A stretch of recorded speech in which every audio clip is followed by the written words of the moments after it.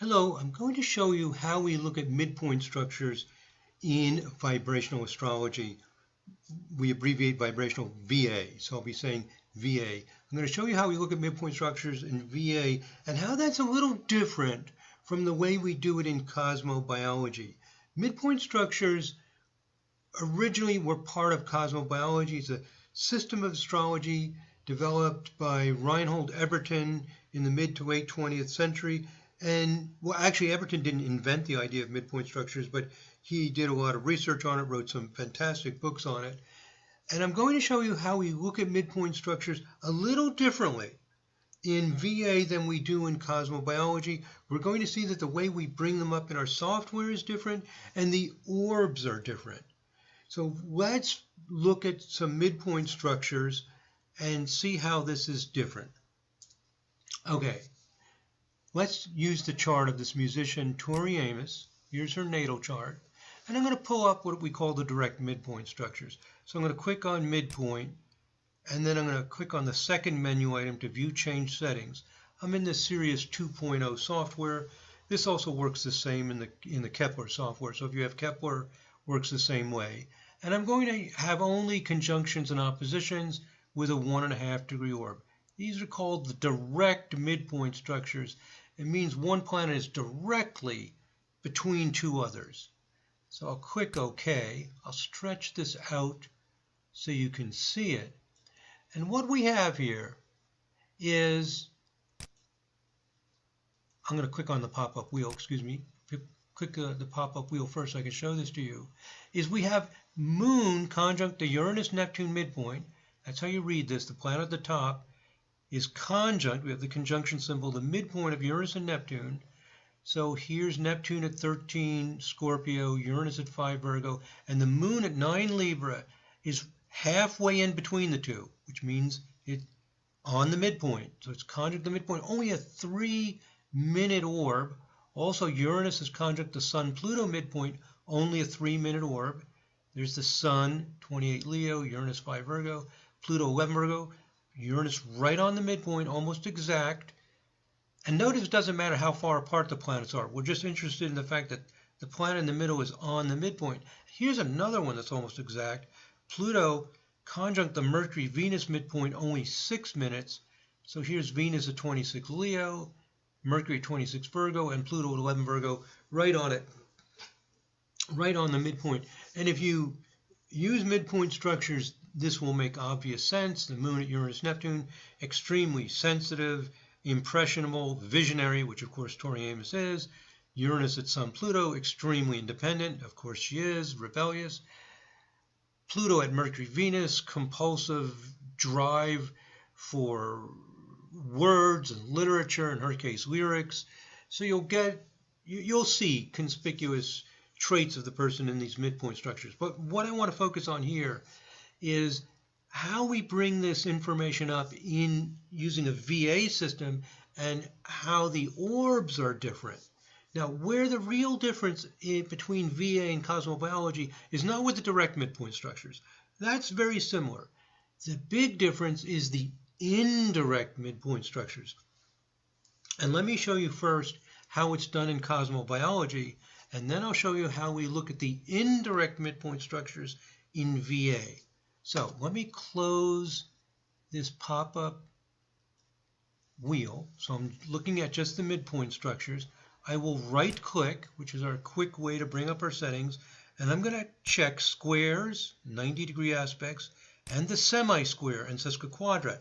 That's 1/8 of a circle, 45 degrees, and the sesquiquadrat is 3/8 of a circle, 135 degrees. We sometimes call those eighth harmonic because they're eighths of a circle. Now let me click OK, and then I'll show you some examples of this to make this clearer.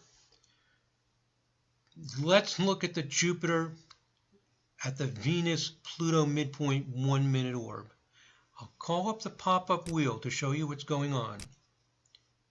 Let me drag this over here so I can see this midpoint structure, Jupiter at the Venus-Pluto midpoint. Well, here's Jupiter at 19 Aries. Venus is at 26 Leo. Pluto is at 11 Virgo. That means the midpoint is over here near Uranus, about 3 or 4 degrees Virgo. And in fact, down here I have a listing of where the midpoints are, and the Venus-Pluto midpoint, remember that slash means midpoint. The Venus-Pluto midpoint is at 4 Virgo 11. In fact, it's conjunct Uranus. It looks like a little over a degree orb, 1 degree 3 minutes. There it is, Uranus. If I go look at these midpoint structures in the background here, Uranus is conjunct the Venus-Pluto midpoint 1 degree 3 minutes. So again, the Venus-Pluto midpoint is 4 Virgo 11. And to look at that Jupiter again, what does that have to do with Jupiter? Jupiter's in 19 Aries 12. So question, what is the relationship of 19 Aries 12, where Jupiter is, to the Venus-Pluto midpoint at 4 Virgo, what was it, 4 Virgo 11, 4 degrees 11 minutes of Virgo? How is that connected? Answer, it's 135 degrees. So Jupiter is 135 degrees from the Venus-Pluto midpoint, also known as a sesquiquadrant aspect, also known as a 3/8 aspect, because it's 3/8 of a circle. So this might sound bizarre and crazy if you're a modern Western astrologer or a Vedic astrologer. Like, I'm going to look at midpoints and then I want to know that Jupiter is 135 degrees from the midpoint of Venus and Pluto. It seems probably far-fetched if you're not used to thinking about this, but in cosmobiology it's considered to be extremely important. Extremely important. So that's how we do it in cosmobiology. We simply look at the midpoint structures. Let me close this pop-up wheel for a minute. So you can right-click and you select these additional aspects, click OK, and then you will see them. And if the aspect is a conjunction, opposition, square, trine, or sextile, it shows you the glyph there. If it's some other thing, it doesn't show it to you. It just doesn't show the glyph. So in this case, it happens to be a sesquiquadrat. And it really doesn't matter that much which one it is. So Jupiter is sesquiquadrat, the Venus-Pluto midpoint, with a 1-minute orb. Now, in VA, we are also going to look at this, but we're going to look at it in a different way. We're going to bring up the 8th harmonic chart. Why? Because the 8th harmonic chart shows us 8th harmonic aspects. Very simple. And it actually, when you're doing midpoint structures, it shows 8, we're in the 8th harmonic chart, and double. It'll actually show us 8 and 16, because midpoints are on an axis. You always take the doubling. So just like in the natal chart, we look at conjunctions and oppositions. In the 8th harmonic chart, we will see 8 and 16th harmonic. Okay, this will make more sense in a minute, but let me just make this point again. It's actually very simple. In VA, we only look at direct midpoint structures. We don't add these squares and semi-squares. We only look at direct midpoint structures, but we look at them of the harmonic chart. And it gives us essentially the same information. We're going to find out in a little bit that orbs are different, and that's one of the big differences, but we'll get essentially the same information. So again, if I look at the 8th harmonic chart, I'll see the 8th harmonic aspects. That's all really simple. So let's do it. Let me pull up the wheel again and pull this back so you can see the whole wheel.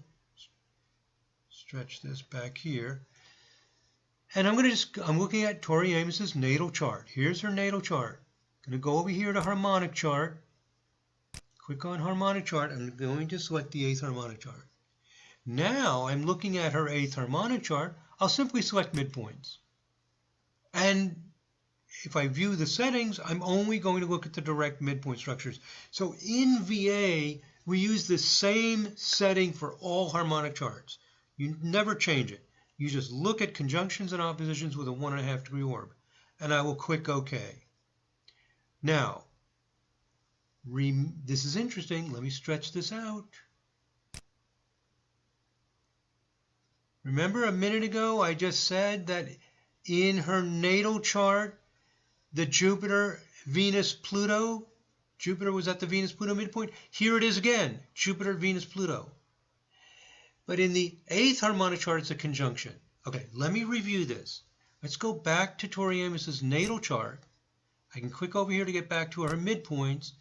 Jupiter to the Venus-Pluto midpoint. Remember, I'll bring this up again to remind you about it, that Jupiter at 19 Aries is 135 degrees from the Venus-Pluto midpoint, that Venus-Pluto midpoint at 4 Virgo 11. Well, that 3/8 aspect in the 8th harmonic chart turns into a conjunction. That's all. So we will see these higher harmonics, these aspects in the harmonic chart. That's one of the big differences. Again, the big difference is that in cosmobiology, you just look at the midpoint structures of the natal chart. In VA, you look at only direct midpoint structures, so I wouldn't look at this thing because I'm a VA astrologer. I use VA. I don't have all these things up here. I would right-click, just select conjunction and opposition, and then click OK. I just want to see the direct midpoint structures. So in VA, it's simpler because I'm only looking at direct midpoint structures, but it's simpler in that sense, but it's more complicated in that I'm going to look at midpoint structures of any harmonic chart. And when I go to the harmonic chart, I'll click over here to bring up the harmonic chart, click over here to bring back the midpoints. That Jupiter sesquiquadrat, the Venus-Pluto midpoint, turns into a conjunction. So those 8th harmonic aspects turn into conjunctions or oppositions in the harmonic chart. Okay, so that's basically it. I can go into a little more detail, but let me just stop there. Maybe I'll come back to this again in another video because I don't want to give you too much information in one video. The last point is simply this. The orbs are different. They're going to be 8 times bigger. Everything is 8 times bigger in the harmonic chart. If I go back to her natal chart, the Jupiter Venus, I have to bring back up these other aspects. The Jupiter at Venus Pluto midpoint 1 minute orb. How big is that orb in the 8th harmonic? 8 times bigger. I go back to the 8th harmonic chart. It's 8 minutes. So the orb goes from 1 minute to 8 minutes. So actually, we're using orbs that are 8 times smaller in the harmonic chart because everything gets blown up in the harmonic chart. So the bottom line is this. From the point of view of VA, the orbs for squares, semi-squares, and sesquiquadrats in cosmobiology are way too big. They're too big. So we are using smaller orbs. That's our view in VA. You got it? We're just using smaller orbs. They look the same because we still use a 1.5-degree orb, but it's a 1.5-degree orb in the 8th harmonic chart. And the actual orb in the natal chart is 8 times smaller.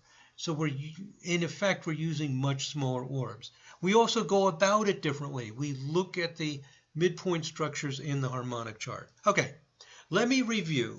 I know we've covered a lot of material here. I hope that wasn't too overwhelming, but it's really simple. Let me review, and hopefully this will sink in. Let's review from the beginning. A direct midpoint structure occurs when one planet is conjunct or opposition to midpoint 2 other planets, right? Very, very simple. So we saw in Tori Amos's natal chart that Moon is conjunct Uranus, Neptune midpoint, and so on. These midpoint structures are in her natal chart. Very simple. Let's just build this up again, and you can watch this video again if you didn't get it all. And then in VA, we look at those same midpoint structures, just the direct midpoint structures in the harmonic chart. And in the 8th harmonic chart, we will see that Jupiter is conjunct the Venus-Pluto midpoint with an 8-minute orb. This is in the 8th harmonic chart. Another example I didn't show you is that Mars is conjunct the Sun-Jupiter midpoint with, there's a typo, it has a 15-minute orb. So those are 2 that you will see, and that means that these midpoint structures in the natal chart will be either 8th harmonic or double that, 16. So a technical detail about midpoint structures is that they are an axis, so they can always be doubled. And if you go back to the natal chart, you will see that in fact Jupiter, as we saw, is 135 degrees from the Venus-Pluto midpoint, and Mars is a 16th harmonic aspect from the Sun-Jupiter. You don't have to worry about all those, all the numbers. It can drive you a little bit dizzy if you're not used to thinking about all these numbers. It's really simple. Instead of looking at zillions of aspects in your midpoint trees, in VA you only look at direct midpoint structures, but you look at them in any harmonic chart. And that's the other big difference in VA. In cosmobiology, the emphasis is on the harmonics 1, 2, 4, 8. Sometimes some people go up to 16. But in VA, we use midpoint structures in all harmonic charts. So that's another big difference. So the big difference between, to summarize, between midpoint structures in VA and in cosmobiology is that in VA we use midpoint structures in all harmonic charts. We only look at direct midpoint structures in the harmonic charts. And in cosmobiology, you're only looking at midpoint structures in the natal chart, and you're adding in those aspects. And it ends up that the orbs are much smaller in VA for those squares, semi-squares, and sesquiquadrats than they are in cosmobiology. So there's some differences. Overall, there's more in common. What's the same in cosmobiology and VA is the emphasis that midpoint structures are very, very important. And bottom paragraph here, cosmobiology was developed many years ago. From my point of view, it was a huge step in the right direction. 30, 40, 50 years later, hopefully we've made some progress. And VA is an advancement in the use of midpoint structures in the charts. And we've also advanced the interpretation through a lot of research, controlled research, as well as doing tens or hundreds of thousands of charts among many people to refine the understanding. So the fact that VA does this differently from cosmobiology, I don't want it to look as a criticism of cosmobiology. I prefer to look at it as an advancement. Hopefully 40 or 50 years from now, people will look back at this video and hopefully have made big improvements on what we understand today.